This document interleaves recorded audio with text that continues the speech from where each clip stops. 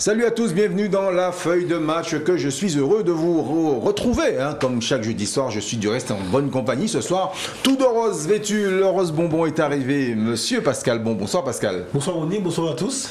Votre séjour béninois? Très bien, recommandable et à faire. Bon, voilà. Donc, plusieurs fois dans sa vie, mais au moins une fois, la première fois. Je vous en avais parlé. Ah, et vous avez eu raison. Voilà. Patrice Basile a également fait partie de la compagnie avec sa très belle chemise. J'adore vos parements. Très heureux. Et encore de retrouver mes amis.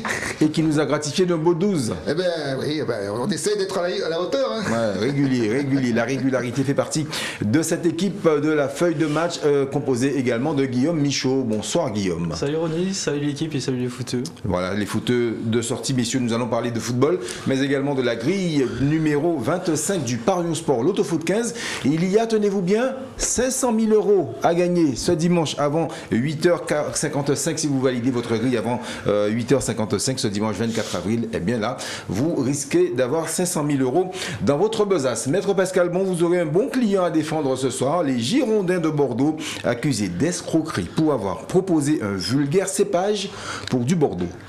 Mais écoutez, je vais accepter le job et puis en même temps négocier mes honoraires sous forme de cépage peut-être. De bouteilles. On va négocier ça avec notre ami Marius Trésor. Les amis, on va parler rapidement de la journée de Ligue 1 qui a eu lieu donc en cours de semaine, bien évidemment. Ce mercredi, précisément, le Paris Saint-Germain qui est obligé de retarder son sacre puisque Marseille a gagné contre cette équipe de Nantes. Ça en est fallu de peu quand même que les Parisiens ne soient attitrés du côté d'Angers. C'est pas plus mal. La fête sera plus belle à Paris. Bien sûr. Voilà. De toute façon, on sait qu'ils vont être champions. Par contre, ce qui est intéressant, c'est que le championnat devient vraiment très palpitant, aussi bien en haut qu'en bas, parce qu'en bas, il y en a 5 qui peuvent descendre. Il y a 15 points à distribuer, donc rien n'est fait. Et en haut, pareil, il y en a 5 qui peuvent être 3e. Donc je pense que ça va être serré jusqu'au bout et surtout on voit qu'à la fin de ce championnat il n'y a plus vraiment de différence entre les équipes, tout le monde peut battre tout le monde. Donc ça va être compliqué pour nous. Hein. Tout ça Patrice vous dire que le dauphin est désigné, oui, l'équipe de Marseille qui a fait le job et puis non, plus sérieusement on sent aussi qu'on aura peut-être à redire peut-être sur on est assez dur envers un petit peu l'entraîneur de Marseille, mais c'est vrai que d'ici 3 matchs peut-être qu'on reverra un petit peu plus dépassionné tout ce qu'il a pu réaliser en si peu de temps parce que lui aussi il vient d'arriver depuis quelques mois à Marseille et voilà, on sent quand même qu'il y a une patte, en tout cas il y a une patte Sampaoli quand même. Ouais, parce qu'il faut qu'il y ait une patte, mais malgré tout il reste critiqué quand on voit certains joueurs sur le banc. C'est pas grave. Même, on pense au match contre Paris notamment où il n'y a pas vraiment de neuf en début de match, il a fait rentrer écoute, je pense que ce qui est important, c'est surtout, moi je trouve, le côté où il est lucide sur les compétences qu'il a. Exactement. Donc l'idée, c'est quand même de pouvoir avoir des résultats avec l'équipe qu'il a. Donc quand il voit qu'il tombe sur PSG, on sent bien qu'il a mis une équipe défensive. Il a mis une équipe hyper défensive, on est d'accord. Le match était moche, c'était super moche. Même pour Paris, c'était moche. Les buts de Paris, c'était moche. Bon, à part peut-être le petit éclair de Neymar, c'était vraiment moche comme match. C'était pas Liverpool, c'est pas Liverpool, Manchester City. Donc on sent que c'est un mec comme Alalé qui se fait faire avec son effectif. Et pas plus. Il s'enflamme pas. Guillaume non mais la deuxième, après le gros suspense c'est sur la 3e place parce que la première et la deuxième sont plus ou moins attribuées. Donc pour la 3e place il reste Rennes, Nice, Strasbourg et 4e Lyon aussi. Et Lens, Lyon et Lille aussi. Monaco qui est revenu dans la course en battant Nice. Donc ça fait beaucoup de gens. Il reste Strasbourg, Rennes, Monaco, Nice et Lens. Voilà, donc ça fait du suspense pour les 5 dernières journées. Pour en bas, bien sûr. Messieurs, merci. On va saluer l'arrivée de Bruno Michovigne qui est arrivé avec perte et fracas. Il a tout cassé. Il s'est perdu dans Jarry et il est arrivé. Il a salué tout le monde. Bon, il s'en fiche, les caméras. Bon, allez, on y va. Monsieur Bruno Michovigne, que l'on salue. Bonsoir Bruno. Bonsoir, Oui, on est en direct, mon cher. On a forcément, voilà. Voilà. C'est très bien, en tout cas, d'être avec nous. Alors, c'est parti pour la grille du Parion Sport. L'Autofoot 15, elle va s'afficher dans quelques instants sur votre écran. La voilà, elle va valoir très certainement beaucoup d'euros si vous la validez. Si vous avez d'ailleurs les 14 bon pronostic, tout comme du reste. Patrice Basile l'a déjà fait ici même dans cette émission. Reims, Marseille, Lille, Strasbourg, Nice 3, Nantes, Bordeaux, Clermont, Angers, Metz, Brest, Lazio de Rome, AC Milan, Empoli, Naples, Bologne, Udinese, Genoa contre Cagliari. J'ai bien dit, Bruno? Absolument. Voilà, Brighton contre Southampton, Chelsea, West Ham, Liverpool, Everton et FC Barcelone, Rayo Vallecano. Voilà donc la grille que nous allons, messieurs, devoir décortiquer, et nous avons exactement 10 minutes pour décortiquer les 4 premiers matchs de cette grille. C'est parti pour le match numéro 1 entre Reims et Marseille. Marseille qui reste sur une série de 3 matchs sans défaite à Reims. Les Rémois n'ont plus gagné à domicile depuis le 2 février 2019. Moi je vois une victoire de part et d'autre parce que je pense que les Rémois sont capables d'aller chatouiller ces Marseillais. Victoire, regardez d'ailleurs l'historique des rencontres entre les deux formations. Vous me direz que ça date. Oui, ça date de la grande époque de Reims, mais quand même ce sont les Rémois qui mènent 31 victoires à 22 contre 19 victoires pour 19 matchs nuls entre les deux équipes en 72 confrontations. Pascal Bon. Mais quand il plaise aux grincheux, soyons sérieux, moi je ne vois pas Marseille ni faire match nul, ni perdre ce match-là. Ils vont arriver face à Reims, d'une part, décomplexés et détendus, avec un effectif, il faut le souligner, qui joue beaucoup mieux à l'extérieur qu'à domicile. Ça sont les stats qui le disent depuis le début de l'année. Et ce match-là vient avant le fameux match de Ligue Europa Conférence contre le Feyenoord. Donc, moi, à mon sens, ce match-là, il serait après Feyenoord, je vous dis, voilà, il y aura un coup de pompe et tout. Non, dimanche, et ce que j'ai aimé, moi je respecte l'entraîneur, Sampaoli dit voilà, on s'en fait un temps de gagner tout de suite déjà, messieurs, mettez-vous déjà dans l'esprit de Reims. Et lui, ici déjà ce sera un match compliqué. Je ne dis pas que Marseille va gagner 6-0, je n'ai pas dit ça. Mais Sampaoli saura faire en sorte que ses joueurs puissent faire un match sérieux. De toute façon, à domicile, Reims va jouer, parce que depuis le début de l'année, tout le monde sait que Reims joue bien au football. Mais moi j'ai pas peur en contre Marseille pour confirmer les stats qu'ils ont à l'extérieur. Victoire de Marseille, net et clair. Patrice Basile qui trépigne d'impatience de contrer. On se croirait hier. Comme je viens de dire à l'instant, aujourd'hui, je pense que tout le monde peut battre tout le monde. Alors, en plus, Reims vient de le démontrer il y a 2 jours, puisqu'ils ont battu Lille, qui est quand même l'équipe qui est championne de France en titre. Et donc, et puis, à la limite, Reims, c'est presque comme Marseille, c'est à jamais les premiers d'avoir brillé en Europe. Hein. Donc, c'est une équipe de légende qui va rencontrer une autre équipe de légende. Dans un match que moi je vois très ouvert, au contraire, je vois très ouvert. Pourquoi? Parce que Reims aujourd'hui va jouer son match de gala contre Marseille, et Marseille, bon, ils ont tellement.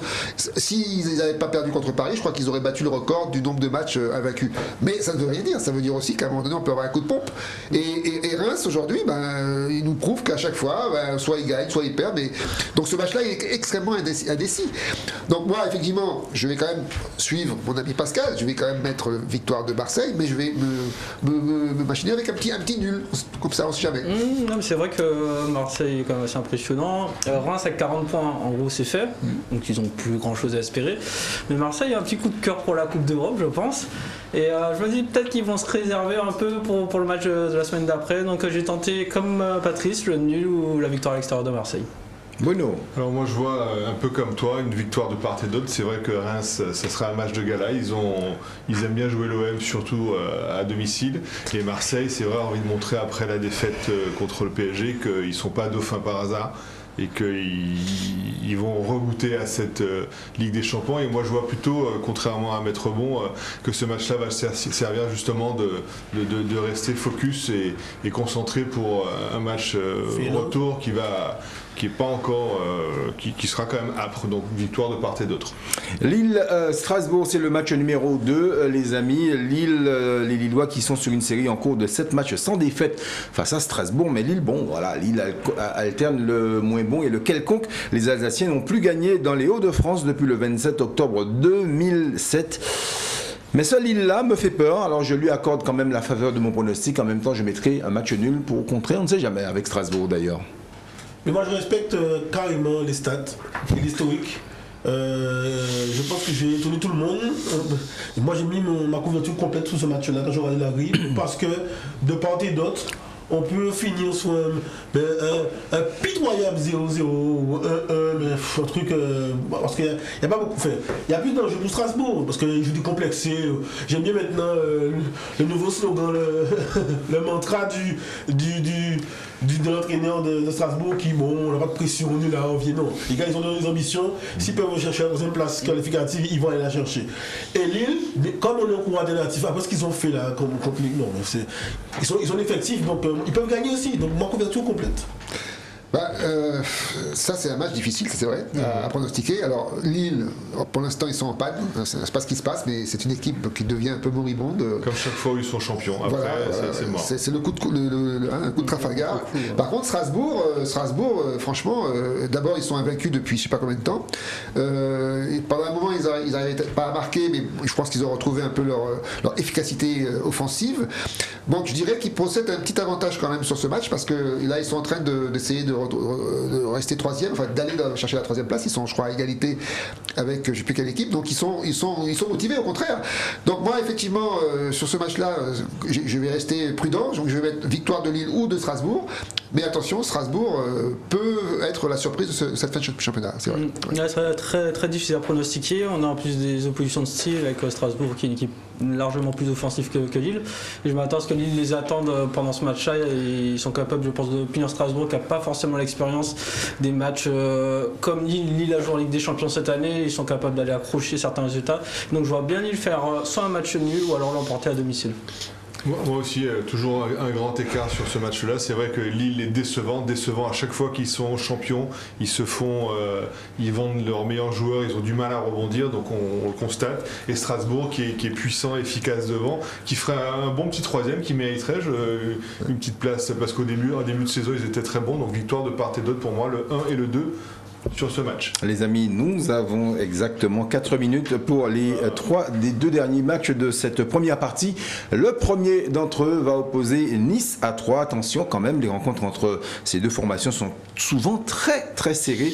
Le match aller a été remporté par les Troyens. L'historique, regardez, il propose quand même 7 victoires niçoises, 5 pour 3 et 7 matchs nuls. Donc c'est assez équilibré tout cela. Mais sur la dynamique actuelle et la fin de saison, je vois bien les Niçois gagner à domicile et surtout se remettre de la claque monégasque. Exactement, on voit bien que la claque c'est un coup du sort. On voit, c'était pas comme s'ils avaient pris des culottés. C'est une équipe sérieuse avec un effectif pléthorique qui n'est pas encore bien huilé. On le voit, ils ont des fois des coups de mou un peu compliqués parce qu'ils n'ont pas encore assez de liens entre les joueurs. Mais face à une modeste équipe de 3, c'est plutôt match nul. Bon, c'est vrai qu'ils ont, ils ont des fois des petits éclairs, mais moi je vois pas 3 empêcher Nice de continuer à titiller, à chercher cette troisième place qu'elle peut aussi glaner. On parle de Strasbourg, mais moi je vois Nice aussi mériter cette année aussi d'être 3e, 4e. Donc victoire de Nice, net et clair à domicile. Nice, pour l'instant, ça patine un peu. Malheureusement, je les vois descendre chaque journée. Ils étaient seconds, bon dauphin pendant un moment, et puis maintenant les voilà 4e. J'ai l'impression que pour les sauver, il faudra vraiment qu'ils gagnent cette Coupe de France, parce que là, en ce moment, ça va pas très bien. Et attention à 3, parce que 3, ils savent qu'ils sont encore dans la course pour s'en sortir. Ils sont motivés, ils ont failli battre, ils ont été battus par Clermont, mais de justesse. Et donc, ils vont tout donner sur ce match où Nice, véritablement, est-ce qu'ils seront motivés pour aller chercher, pour aller se défoncer sur ce match? Je sais pas. Donc, moi, j'aurais vu une victoire de Nice, mais un nul derrière, parce que franchement, rien n'est sûr non plus sur ce match, malgré la petite équipe de 3, mais qui en a battu d'autres. Moi je pense qu'une défaite ou un match nul de Nice serait catastrophique pour leurs ambitions, donc j'imagine même pas autre chose que Nice gagne à domicile avec l'avantage du public, donc je mettrais tout simplement le 1 là-dessus. Mais moi je pense la même chose, mais on peut voir, on est sur éclair, non? Donc, un éclair de nos amis troyens qui ont besoin de points, qui ne sont pas sauvés, donc je vois peut-être un match nul et une victoire de Nice, attention. Des pronostics laconiques, messieurs, pour le dernier match de cette première partie, le match numéro 4 entre Nantes et Bordeaux. Bah oui, il faut être laconique puisqu'on est contraint par le temps. On a maintenant notre gardien du temps de l'autre côté. Il s'appelle Morgan, que l'on salue également. Les amis, c'est le derby de l'Atlantique, un derby qui va valoir son déplacement puisque Nantes Bon, ça va, mais Bordeaux, ça ne va pas. Les Bordelais sont plutôt en chien. Nantes est invaincu, il faut le dire, depuis 3 rencontres face à Bordeaux. La dernière victoire des Bordelais remonte à la Beaujoire, remonte au 26 janvier 2020. Mais pour le coup, je vois bien Bordeaux ne pas perdre ce match-là. Ben, je suis un petit peu dans le même état d'esprit que vous, Oni. Pour moi, c'est quasiment un match sans enjeu, parce qu'il y en a un qui va descendre, ça c'est sûr. Non, mais tout est possible. Hein. Il y a encore des points à prendre, 15. C'est pas Nantes qui vont faire le match de leur vie, et je vois pas Nantes non plus se livrer et se laisser prendre une casquette à domicile. C'est une équipe qui est sérieuse, qui sait jouer au ballon.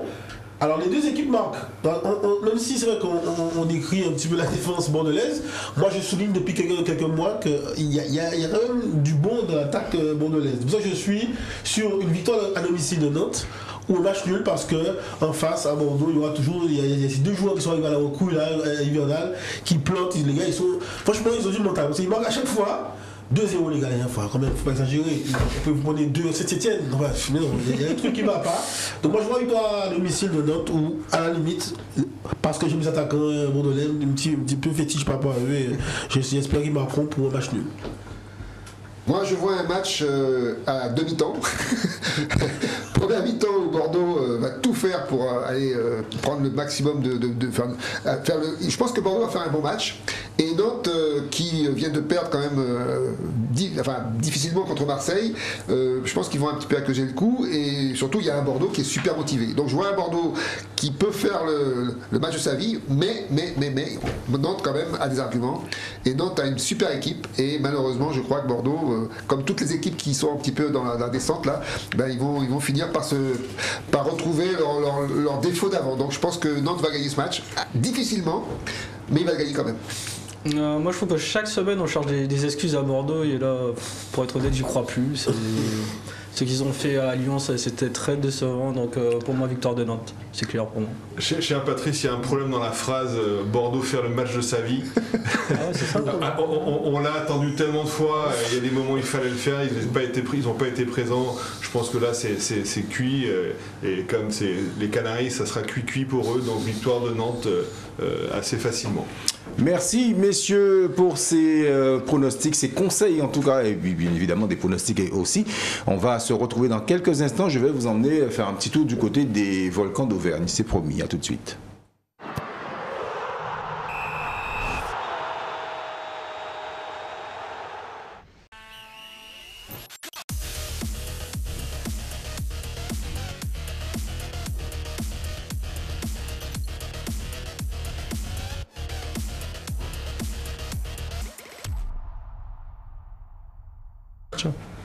Voilà, ça y est, nous sommes de retour. Et oui, la feuille de match, mais oui, pris, comment on dit ça?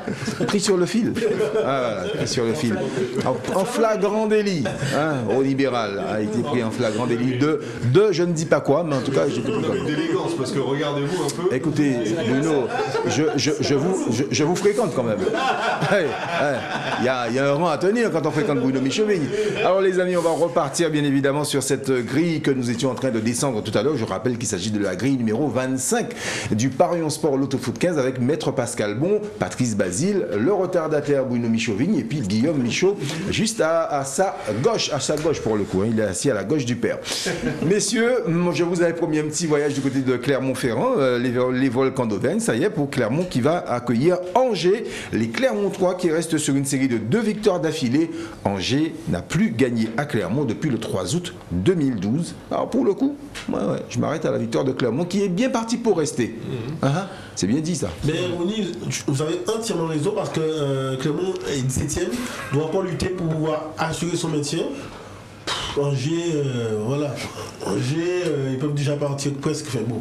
En vacances. En vacances, bon, c'est pas. Il y a moins d'enjeux. Et c'est vrai que devant cette invincibilité dans les confrontations directes entre ces deux clubs, je pense que Clermont fera le nécessaire, à moins qu'il ait peut-être ce match nul, parce que voilà, je coupe encore l'objet sous le pied de Patrice. Il me semble que c'est le match bof en France en tout cas de la journée. Eh bien oui, match bof, mais avec deux équipes qui ont besoin urgemment de points, parce que les deux sont dans la même charrette, on va dire. Hein. Si on gagne pas, si chacun perd ce match, enfin, s'il ne gagne pas, Clermont se retrouve dans la difficulté et Angers pareil. Donc ça va être deux équipes qui ont besoin de points et donc quand même avec un Clermont qui a un meilleur jeu, je trouve. Moi je le dis depuis le début de la saison.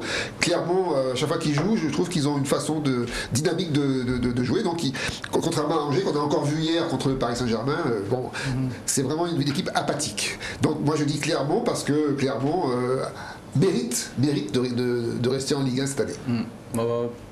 Pour moi, parce que c'est la définition du match nul, du match bof, là, franchement. Oui, mais bon. Qu'est-ce qu'on peut espérer? On regarde deux équipes, 32, 34 points, finalement un match nul. C'est rapproche quand même. Moi, je pense à Matt Le Buzz. Je suis sûr qu'il regardera ce match-là. Ah oui, ça c'est possible. Oui, pour les 11 joueurs. Il connaît pas encore. C'est halluciné. Mais bon, pour revenir au match, non, c'est des équipes de Farmer League, quoi. Donc, non, je m'attends à un 0-0 des familles. Ce sera un nul sec pour moi. Moi, sur la forme du moment, ce Clermont qui lâche pas l'affaire, qui est besogneux, qui est pas mal de ces deux derniers matchs, je les vois gagner. Match suivant, match numéro 6. Déjà, le match numéro 6, nous partons à Metz. Metz, encore une équipe en difficulté. Metz qui a remporté les 2 derniers matchs à Brest. Mais les Brestois n'ont pas perdu les 3 précédents. Et oui, ils ont même enregistré 2 victoires quand ils se sont déplacés du côté de Metz. Regardez également l'historique des rencontres entre les deux formations. 16 victoires pour Metz, 10 pour les Brestois. Il y a eu 16 matchs nuls entre ces deux formations. Ben ouais. Je vais tenter le coup, mais ce sera une victoire de Brest à l'extérieur. Moi aussi, je regardais un petit peu le classement et je me disais, tiens, mais en première ligue, il y a une belle représentation de l'Ouest, hein, de l'Ouest français. On a quand même Lorient, Rennes, même quand Rennes déçoit, au moins Brest est là pour pouvoir gagner au panache une belle victoire contre Gros, la croquer un Gros. Et je reste donc scotché à ce match abouti face à un Gros la semaine dernière pour me dire que face à cette équipe de Metz qui elle aussi va oui, on peut faire pareil, on peut faire des incantations tous les vendredis d'avant-match. Oui, Metz va être sauvé, machin. Non, mais là, franchement, entre Saint-Etienne, Metz et Bordeaux, moi je vois pas Brest. Donc, perdre à l'extérieur, je vois une victoire de Brest face à Tonnerre de Brest. Oui, ça c'est la logique même on pourrait effectivement dire que Metz c'est fini. D'ailleurs on l'avait vu, Antonetti est parti avant la fin du match tellement il était écœuré dernièrement. Mais bon, allez, moi je dis ce Brest qui vient de faire un exploit, parce que battre Lyon c'est quand même un exploit, et la manière va peut-être se reposer sur ses lauriers face à un Metz qui a envie, quoi qu'il arrive, de tout tenter chez lui, à domicile, pour prouver à son public qu'il aura tout fait pour s'en sortir. Et je préfère préconiser une victoire de Metz, parce que dans ce football où tout est possible, eh bien je me dis que Metz a vraiment plus de motivation à gagner ce match que Brest, tout simplement, qui est sauvé, qui n'a plus rien à faire. Ils viennent de gagner un match magnifique contre Lyon. Qu'est-ce qu'ils veulent de plus? Donc je pense que Metz peut tirer les marrons du feu de ce match. Donc je mets Metz avec un petit nul, évidemment, si je peux. Voilà. Tu peux ou pas? Je peux. Okay. Moi j'ai fait comme Patrick, je me suis pas privé parce que c'est vrai qu'à d'un côté on a Metz qui est quand même très faible à domicile, Brest qui est quand même assez vaillant à l'extérieur, mais bon là ils ont 42 points, donc c'est un peu déjà fait aussi. Et comme ils jouent à l'extérieur, ils sont pas obligés de faire un spectacle forcément comme ils ont l'habitude, comme ils ont fait par exemple contre Lyon. Donc je mettrais ça un match nul effectivement, ou une victoire de Metz qui sont en sursaut, peut essayer de se sauver encore. Moi aussi je pense que c'est le meilleur pronostic sur ce match-là, un nul pour les raisons que vous venez d'invoquer, et surtout une victoire de Metz parce que c'est le dernier train de Last Train. Not to London, but to les deux. Allez messieurs, direction à l'Italie, le championnat que Bruno Michovin connaît à la perfection. Nous avons le match numéro 7 entre la Lazio de Rome et le Milan AC. Regardez l'historique des rencontres entre les deux formations, 66 victoires pour les Milanais, 30 pour les Laziali, et il y a eu 52 matchs nuls au total des 148 confrontations. Il faut savoir que le Milan AC a remporté chez lui les 2 derniers matchs, mais à Rome, les Milanais n'ont plus gagné depuis le 4 juillet 2020. Les Rossoneri qui connaîtront en plus déjà le résultat de l'Inter qui va jouer le samedi. Mon cher Bruno, on va vous donner la parole en premier pour le coup. Ça fait plaisir, comme ça on fait tourner dans l'altro senso. Voilà, l'altro senso. Et du coup, non, c'est un match j'ai hésité sur la couverture totale sur le match de Ligue 1 qui était intéressant, mais là, pour le coup, c'est un match où tout est possible, c'est un match qui est ouvert. Alors on a vu les statistiques, tout ça, mais c'est quand même un match contre presque les deux capitales de l'Italie, avec toujours ces raisons économiques et politico-économiques. Donc c'est un match qui est très ouvert, donc pour moi, couverture totale. Moi, ce sera ma surprise de la grille. J'en parlais la dernière fois avec Bruno, c'est que parmi les 4 premiers, je trouve que c'est Milan qui finalement a le jeu en ce moment qui marche le moins bien.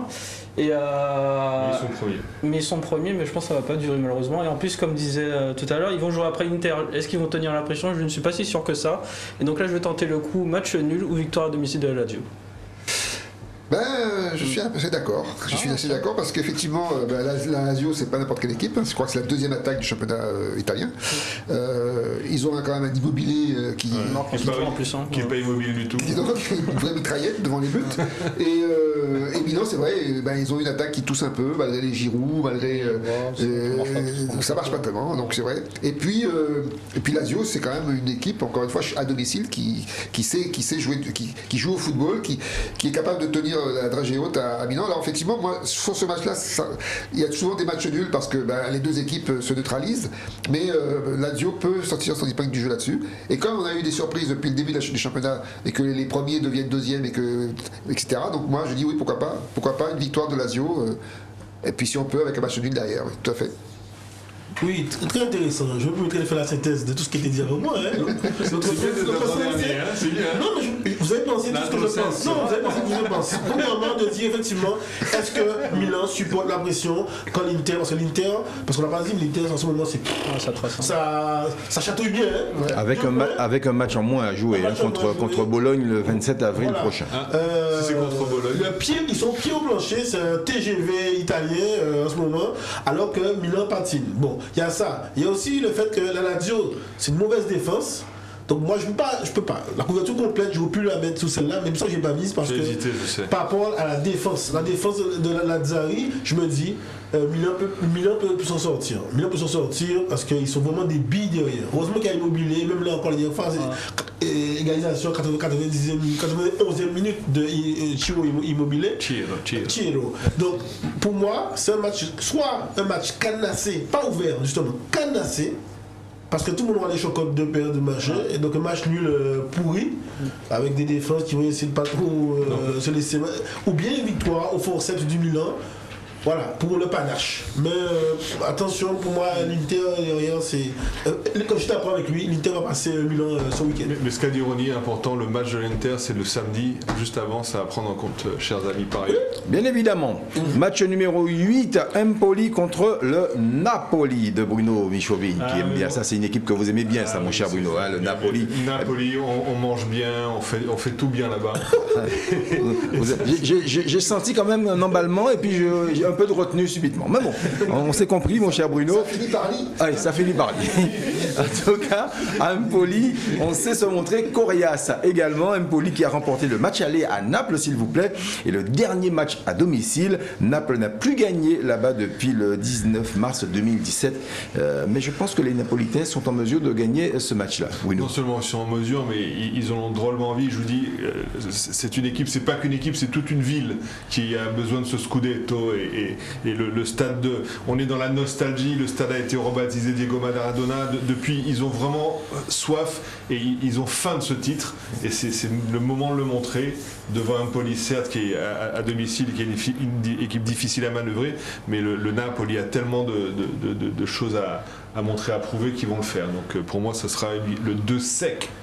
Moi aussi, c'est mon match sûr de la grille. Alors même si effectivement Napoli a eu pas mal de mal face à Empoli dans l'historique, mais Napoli tourne bien et Napoli dans une position qu'elle adore, je pense, c'est d'être troisième, c'est en suceur de rond entre guillemets, juste derrière les premiers, et je vois bien assurer le coup sur ce match-là. Donc je mettrai le 2. Je suis d'accord avec mes camarades, hein. Je reste là, fidèle à leur pronostic, simplement en expliquant que effectivement Naples, déjà ils ont perdu 4 points en 4 matchs, donc ils ont besoin de se remettre en selle. Contre une équipe d'Empoli qui vraiment, alors elle, est au 36e dessous, hein. Je crois qu'ils ont joué 16 rencontres, ils ont gagné, ils ont rien gagné, ils ont 8 nuls et 8 défaites. Donc ça veut dire très clairement que si Naples veut prendre des points là, c'est le moment ou jamais. Donc je pense qu'ils vont le faire, donc je suis comme vous, je vais mettre 2 secs, donc victoire de Napoli. Tout le monde a envie de ce scudetto napolitain, avoué. Bien sûr, bien sûr. Ça sera sympa, ouais, quand même. Ouais. Non, mais franchement. Non, En plus, s'ils jouent un peu comme Marseille, c'est parfait, la bonne chose, monsieur. Oui, l'équipe Napoli sera l'équipe 3 points pour Napoli pour ce match-là. Mais c'est encore un peu juste pour le Scudetto. Il faut, même si ça s'appelle Società Sportiva Calcio. On aimerait, mais c'est pas forcément c'est trop juste. Peut-être cette année, c'est juste. Il y a une course qui est lancée entre l'Inter, voilà, parce qu'il y a encore quelques insuffisances au niveau de la défense du Napoli. C'est vrai qu'Immobilier fait le job comme l'autre, comme eux. Insigne fait le droit, lapsus. Ce sont les deux attaquants qui font vraiment pour leur équipe qui peignent un peu derrière, mais ça n'est pas suffisant pour le campionato. Donc, non, mais par contre, victoire à l'extérieur de Napoli. Je mettrai quand même un petit bémol, parce que je me méfie de cette équipe d'Empoli qui a souvent joué de vilain tour aux grosses équipes. Donc attention quand même. Voilà. Après la pizza napolitaine, je vous propose de manger une bonne bolognaise. Tiens, on va partir à Bologne pour le match numéro 9 entre le Bologne qui accueille l'Udinese.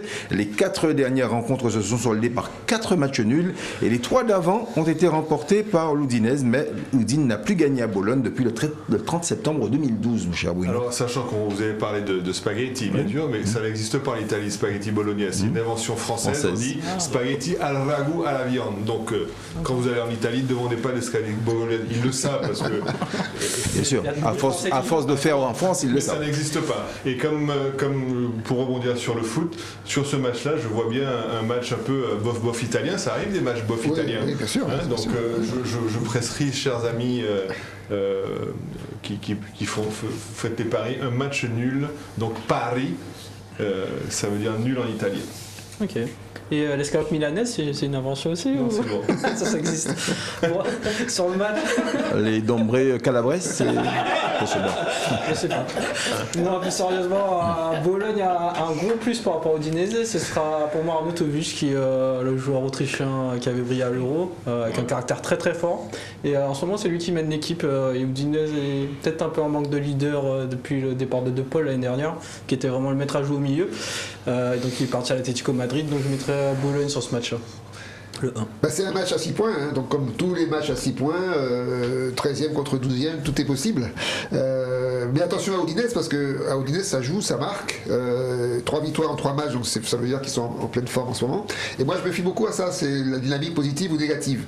Alors que Bologne, c'est un succès en 10 matchs, donc c'est quand même différent.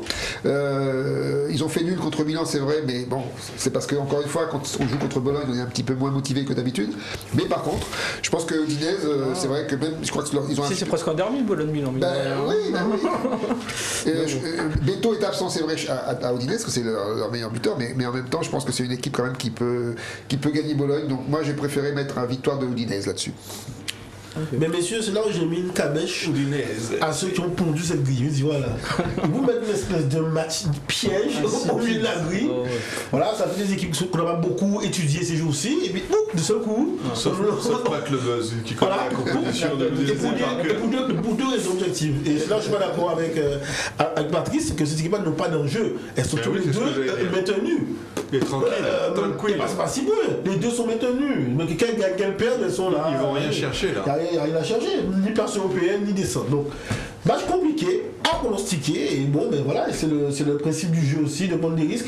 Et le risque, je l'ai pris par rapport à la logique un peu statistique, mathématique. Je me suis dit, comme dit Patrick cette fois-ci, au détour des 5 dernières rencontres, avantage à l'Udinese, même à l'extérieur, face à Bologne. Même s'ils sont séparés que par un point, donc victoire. Vous aimez pas tellement Bologne, j'ai remarqué sur cette table. On peut aimer la spaghetti sans aimer les carbos. On peut faire l'autre Bologne, il est de Bastère. Mais la Tessie. En plus, ils ont leur meilleur buteur, Arnautovic, qui est absent, donc c'est compliqué. Ça va peut-être jouer sur ce match. Ah, je sais pas. Ok. Merci messieurs, c'est parfait. Ben écoutez, moi je resterai au milieu. Je vois bien un match nul entre ces deux équipes. Alors promis, là tout à l'heure, on va faire un petit tour de chantier. Je vais vous expliquer pourquoi. On va voir si le pont a été finalement bien reconstruit. À tout à l'heure.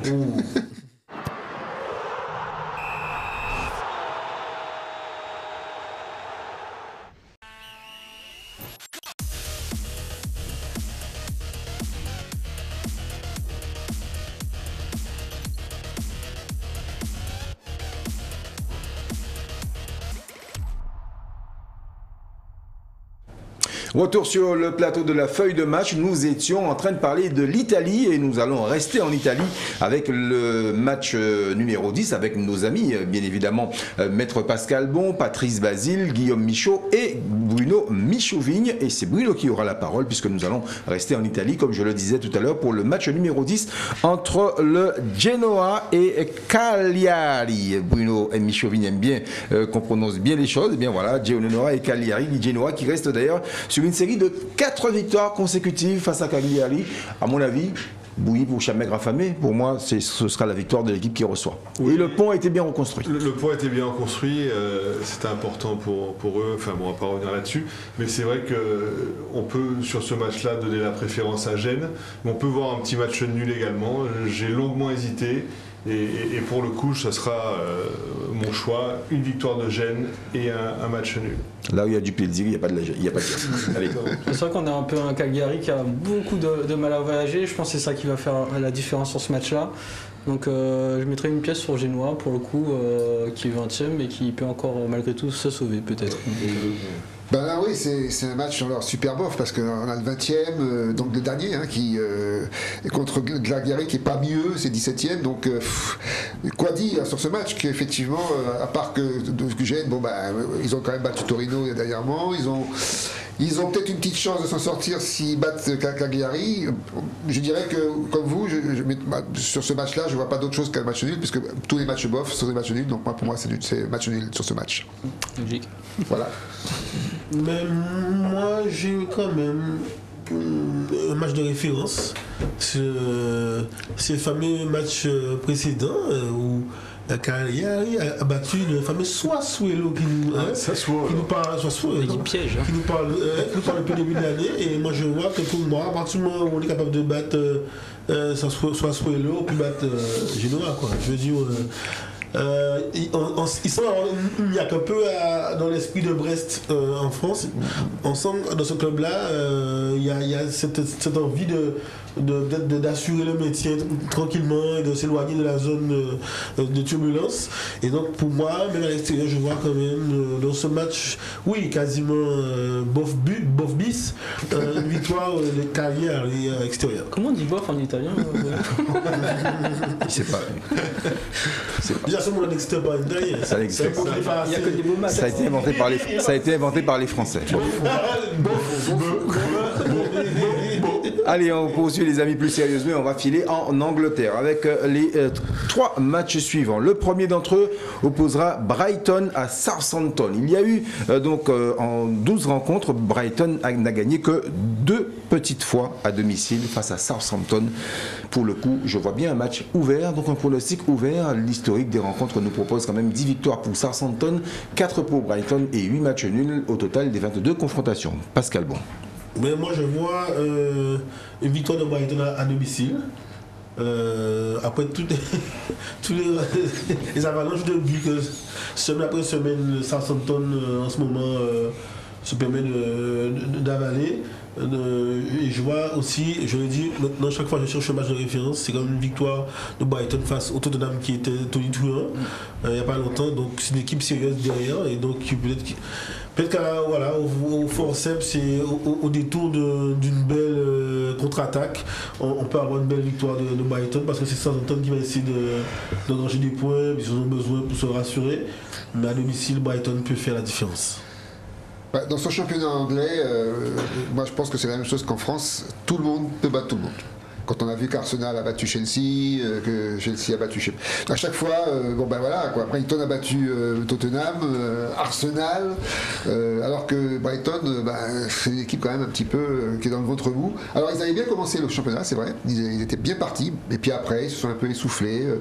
Ils ont une attaque quand même assez faible, donc jouant chez eux, on peut leur donner un petit avantage quand même, parce que c'est vrai que Southampton en a pris 3 contre City dernièrement, qu'ils ont une défense très très faible pour le coup. Donc c'est pas United qui gagne 6, non? Comme ça. Peut-être. Southampton. Donc oui, petit avantage à Brighton. Donc je suivrai Pascal. Je dirais que Brighton, effectivement, sur ce match-là, a une préférence. Donc a ma préférence. Donc victoire de Brighton. Moi, c'est vrai que Southampton, c'est une équipe que je suivais un petit peu avant, il y a quelques années, mais ils ont eu quand même des départs assez importants. Je pense à leur attaquant Danny Ings. Et Brighton, c'est un peu devenu l'équipe où alors pas les plus gros, pas Liverpool, pas Manchester City, mais les United, les Everton, quand ils vont là-bas, ils ont un peu peur quand même. Donc moi, je mettrais un gros avantage sur Brighton, qui aura la chance de recevoir. Une ville qui est magnifique, j'ai eu l'occasion de visiter près de la plage, c'est l'endroit le plus chaud d'Angleterre. Je confirme. Température. Je confirme. Avec un super pied. Brighton Pier, exactement. Oh là là, c'est magnifique. Donc une magnifique ville pour s'amuser, je pense qu'ils vont s'amuser contre Southampton. Vous pouvez aussi tout ce qui est handcraft, tout ce qui est fait maison. Exactement. Ah ouais, magnifique. Avec les galets. Exactement. Moi, ce sera une victoire de votre super ville de Brighton, avec un super public aussi, très chaud. Hein, l'alcool coule à flot du côté de Brighton. Et pas de Bologne. Non, on est plutôt du domaine de la bière, mais non, plus sérieusement, je donne l'avantage à l'équipe qui reçoit Brighton.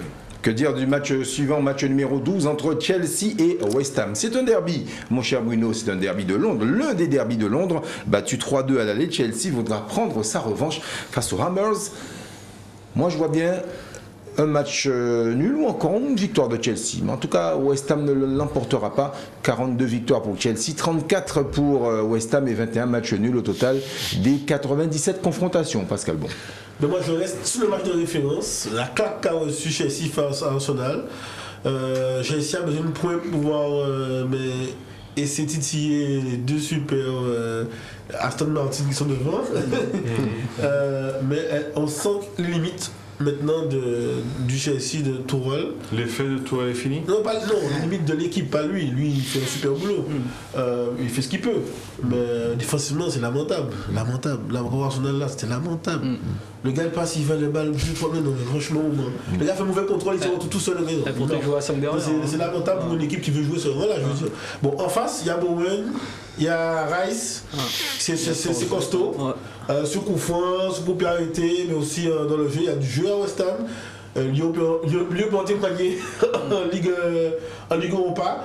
Donc pour moi, c'est soit une victoire à l'extérieur de West Ham, au panache, comme le. C'était beau, hein, je dis pas, parce que les buts de Chelsea étaient pas mal magnifiques contre Arsenal, mais je vois pas match nul sous ce match-là. C'est un match qui va être ouvert parce que West Ham joue décomplexé. On sent qu'ils jouent décomplexés, ils sont qualifiés, ils ont la résultat, ils ont la confiance. Et Chelsea, ils sont pour les deux. Ils savent qu'ils jouent au ballon. Tourelle en donne un peu, mais on sent aussi que c'est un peu fouillable derrière. Je sais pas ce qui s'est passé, Mendy, qu'est-ce qui s'est passé après la canne. Je crois qu'on l'a marabouté là. Il faut qu'il retourne là-bas et qu'il lève le sort, parce que c'est pas possible. Sa défense est lui-même qu'hésitant, mais c'est calamiteux. Oui, de toute façon, ce match-là, c'est bien clair que pour le pronostiquer, il faut être un peu devin, et c'est pour ça d'ailleurs que moi j'ai prévu de mettre ma couverture totale là-dessus. Mais si on analyse bien la chose, on se rend compte que déjà Chelsea nous avait surpris parce qu'après son élimination en Champions League, ils étaient bien revenus, ils avaient battu Crystal Palace en Cup.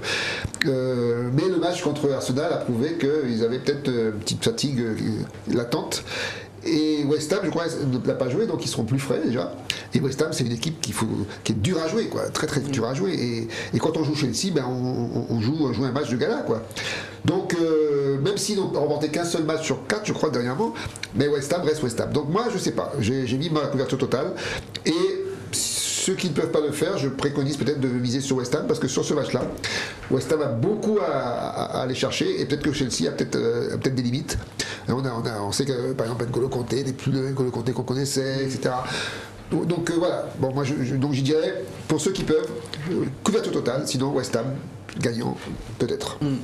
Moi, je trouve que le match qu'on a eu entre Chelsea et Arsenal, c'était quand même une opposition de style. Ouais. Là, on va avoir quand même deux équipes qui ont pas mal de points communs, deux équipes très fortes sur coup de pied arrêté, qui ont une bonne structure défensive et qui cassent vraiment les passes adverses. Donc, dans ce style-là, je trouve que Chelsea, malgré tout, a plus d'atouts en termes d'effectifs que West Ham. Et West Ham se déplace vraiment très mal en Angleterre.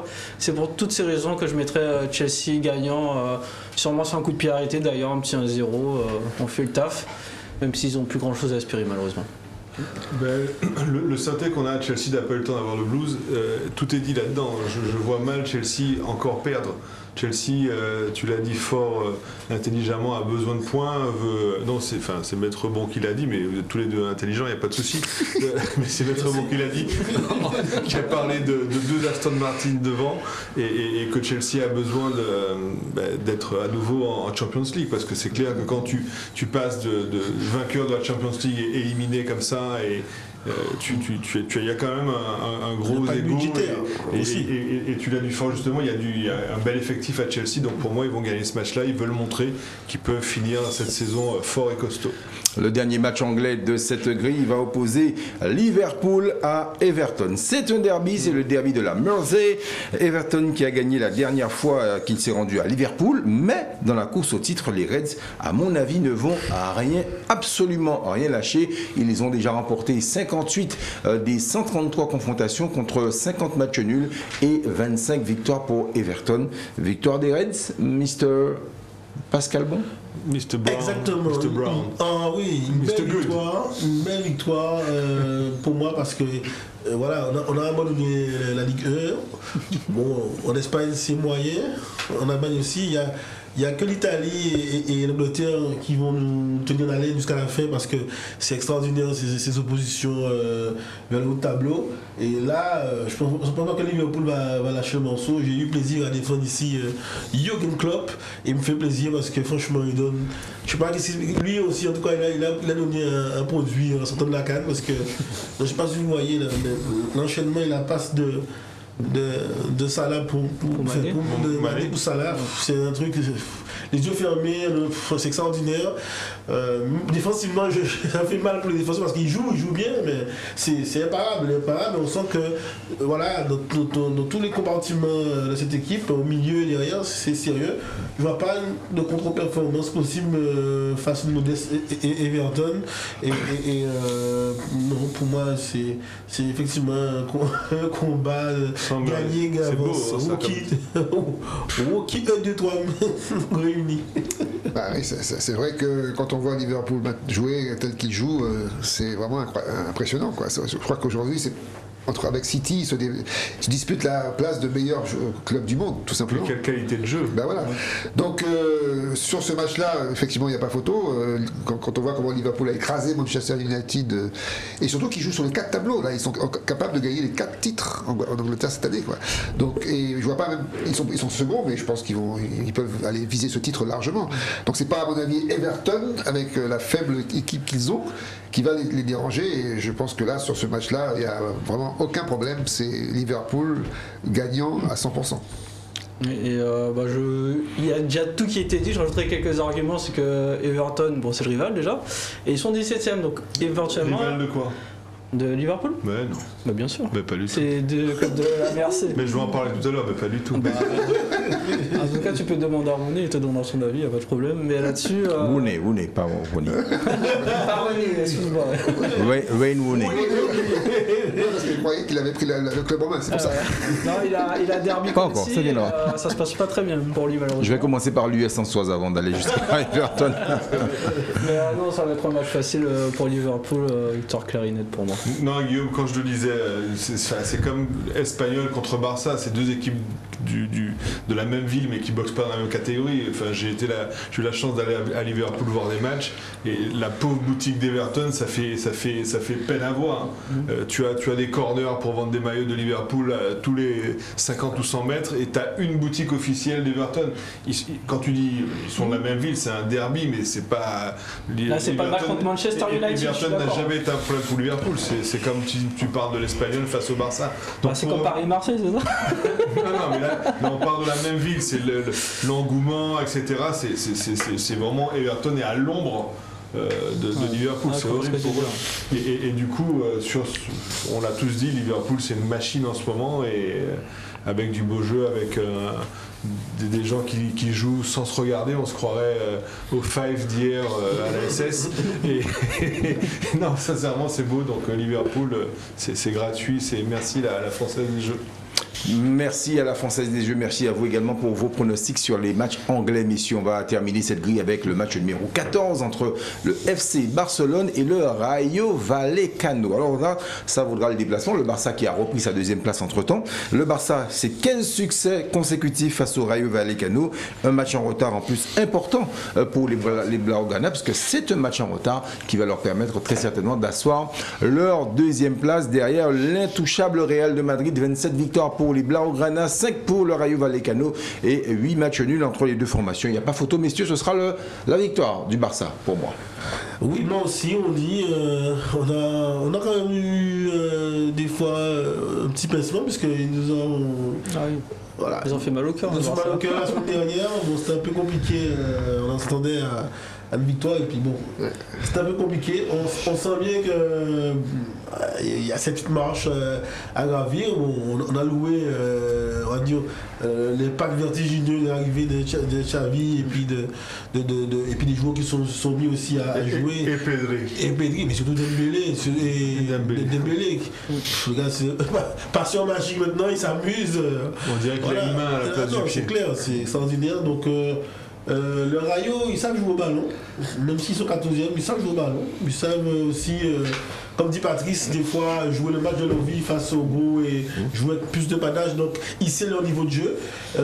Pour autant, je vois quand même une victoire du Barça qui permettrait de vraiment asseoir, de lâcher un peu Séville et quoi que c'est Betis qui est derrière. Non, pas Betis. C'est Séville. FC Séville. FC le troisième. Atlético, voilà. Qui puisse un peu se détacher. En tout cas, c'est un match à grosse cote, hein, parce que c'est vrai que si on veut gagner la cagnotte, il faut savoir trouver les surprises. Alors c'est vrai que Barcelone, on n'arrête pas de louer la qualité de leur jeu retrouvé depuis quelques temps. C'est vrai qu'ils ont marché sur l'eau pendant un moment, qu'ils sont deuxième, donc ils sont remontés 14e place à la seconde place. Mais ils ont perdu, ils sont à 5 points donc, du Real, donc ça veut dire. Mais ils ont perdu contre Cadix. Donc c'est vrai que ça peut arriver. Ça peut arriver, malgré l'armada offensive dont ils disposent. Il peut y avoir des problèmes, surtout que quand on joue Barça, ben, comme toujours, hein, c'est comme tu disais Pascal, on joue le match de sa vie. Et Rayo peut effectivement créer une surprise. Mais franchement. Pas au Camp Nou. Voilà, pas au Camp Nou. Et surtout, quand on a besoin d'aller chercher cette deuxième place, synonyme de Champions League. Et peut-être, pourquoi pas, on ne sait jamais, aller titiller un Real qui peut éventuellement tomber en panne, enfin, bon, tout est possible. Donc moi je pense qu'effectivement ce match, il n'y a pas photo, encore une fois, Barça va gagner. Donc, et je mettrai Barça vainqueur, parce que si c'était l'inverse, ben, il faudrait vraiment être devin, parce que franchement le Rayo, je vois pas qu'est-ce qu'ils peuvent aller tenter contre cette équipe qui aujourd'hui, comme Dembélé, Pedri, tout ça, sont invincibles quasiment. Il y a une explication à la défaite je pense, du Barcelone, c'est le match du gardien adverse qui a eu des super notes dans les magazines. Et le fait aussi que peut-être il y a eu un relâchement côté Barça. On a entendu cette semaine Xavi qui a parlé à ses joueurs assez véhément. Et je pense qu'on va avoir une réaction sur ce match-là. Donc c'est le feu d'artifice selon moi et le Rayo Vallecano va prendre cher. Victoire du Barça. Moi pareil, c'est un match qui est hyper déséquilibré et on n'a pas parlé aussi de Aubameyang qui fait une deuxième une deuxième jeunesse. Mais c'est lui qui a tout déclenché. Hein. On en avait parlé dans le vestiaire, il a ramené sa joie de vivre et ils avaient vraiment la tête dans le sac. Le moral était vraiment à zéro dans le vestiaire du Barça. Il a ramené de la musique lui-même, son aura et ça a tout changé.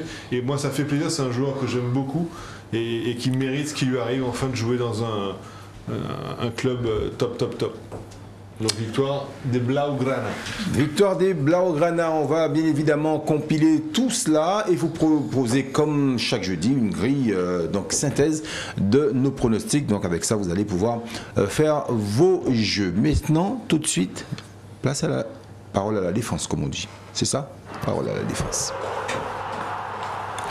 Et Maître Pascal Bon, comme je le disais en début d'émission, un client très sérieux à défendre, les Girondins de Bordeaux accusés d'escroquerie pour avoir tout simplement proposé un vulgaire cépage pour un bon cru, on dirait, de Bordeaux. Mais Ronnie, je suis plutôt à l'aise.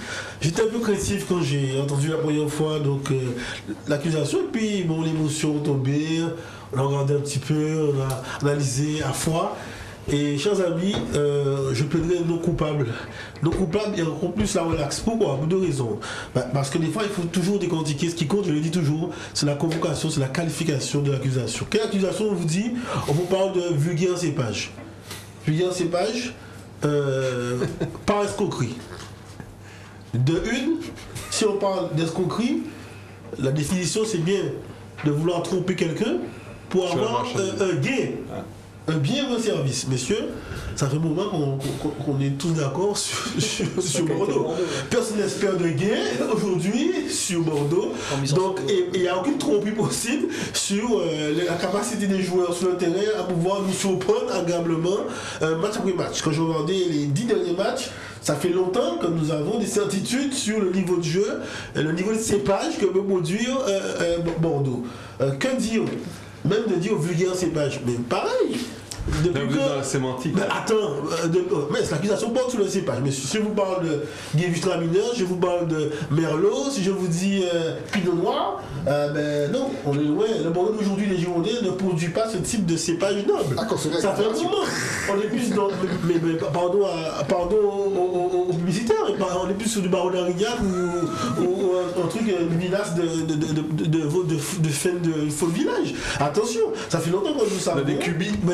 Des cubis, voilà. Donc messieurs, moi je pense que au sens sérieux, une accusation comme ça, elle pourrait monter sur Strasbourg aujourd'hui, c'est un deux matchs. Mais là, sous le Bordeaux qui est produit depuis le début de l'année, malgré les recrues, on n'est pas sur le super cépage, on le sait, on ne boit pas de Pinot Noir parce qu'il semble bien que le meilleur cépage actuellement en rouge c'est le Pinot Noir, on est loin du Pinot Noir et encore moins sur l'escroquerie, puisque d'aucuns ici nous avons une communion réunie sur le fait que Bordeaux mérite. Il n'y aura pas trop pris sa marchandise parce qu'elle descendra malheureusement avec ses costiles et les siens, les dans autres dans la cave. Il va falloir couper, certains le disent, des fois il faut laisser passer une saison, couper, voilà, reprendre à zéro, donc le cépage qui est cette manière de pouvoir développer une variété de réserves en fonction des feuillages, en fonction du terroir, du terrain, peut-être nous faire un meilleur cépage en 2023. Voilà. Merci à Pascal Bon pour sa plaidoirie. Bien évidemment, il est avocat, donc il est bien évidemment. Oui, c'est un avocat.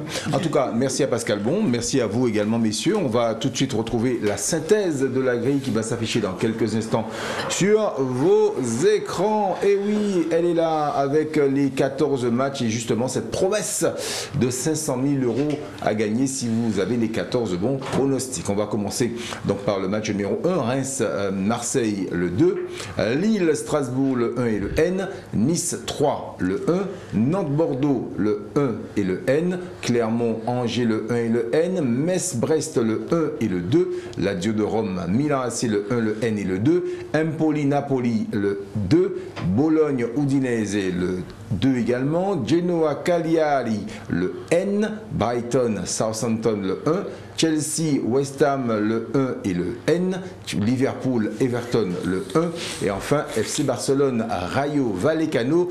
Nous vous proposons le 1 pour cette grille. Voilà, c'est fait, on l'a fait les amis. On se retrouve jeudi prochain, même heure, même antenne, même canal, même tout ça zorvelé, mais en tout cas on sera là au rendez-vous sur Éclair TV pour une prochaine grille. Merci à Pascal Bon, merci à notre ami Patrice Basile, merci à Guillaume Michaud et merci à Bruno Michaud Vigne, les Swayman, mais on joue encore comprendre que était jeune, mais même si on fait toute vie à Zop Zopé, jeune, il 20 ans. On t'a pas vu, hein. Mais je ne viens pas, monsieur, pourquoi faire? Pour me claquer, j'ai vu Marc Laviolette aller faire un swing avec vous, aujourd'hui il a 2 béquilles. Donc je ne veux pas jouer avec vous, je vais faire mon swing avec mon fils, voilà, comme ça, tranquillement. On a vu un ancien se débrouiller pas mal. Hein, quel ancien? Un certain Zorobabel. Ou 10 Zorobabel est un compétiteur, messieurs, c'est pas un ancien, c'est un compétiteur. D'accord, je pense que voilà. Donc voilà. Le style, hein. Merci les amis, on se retrouve donc jeudi prochain et bien évidemment, n'oubliez pas de télécharger l'application Feuille de match sur toutes les plateformes Android. Et vous avez en plus le bouquin de Marius Trésor à gagner, n'oubliez pas, il va falloir jouer. Bonne soirée à tous.